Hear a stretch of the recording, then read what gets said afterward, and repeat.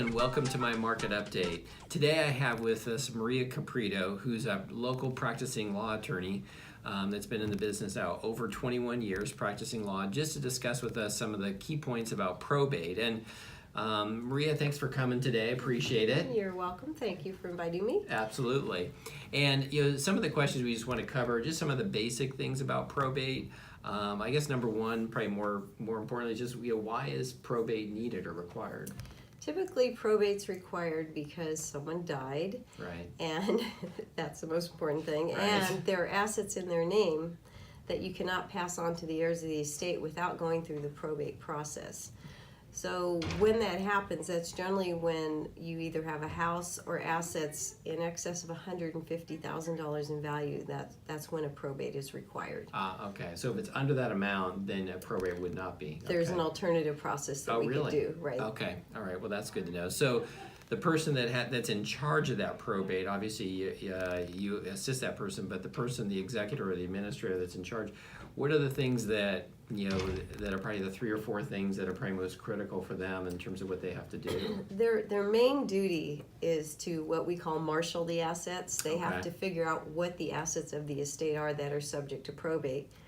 And they have to also make sure they have a list of all the creditors that are due money. Those are the top 2 things that are really, really important. Wow. Besides the fact that they cannot commingle assets, personal assets with the estate assets.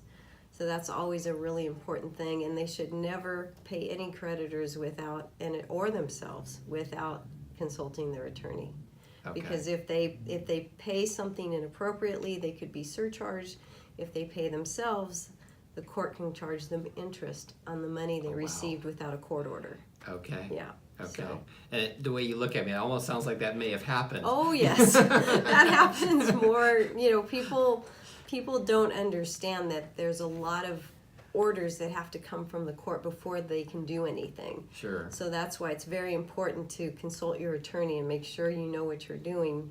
Just don't go off and do it without getting the proper advice. Right. So that kind of leads me into the question, what are the challenges or pitfalls? But it sounds like some of that's that. Is there any other challenges that are in that process?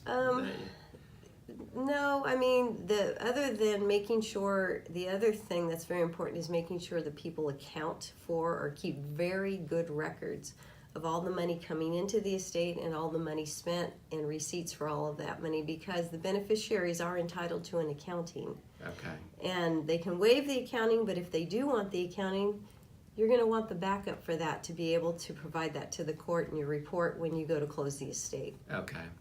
Now, I know probate referees are used pretty often. I mean, is that almost 100% of the time? And what's kind of their job in that process? The probate referee's job is to value assets of the estate. Okay.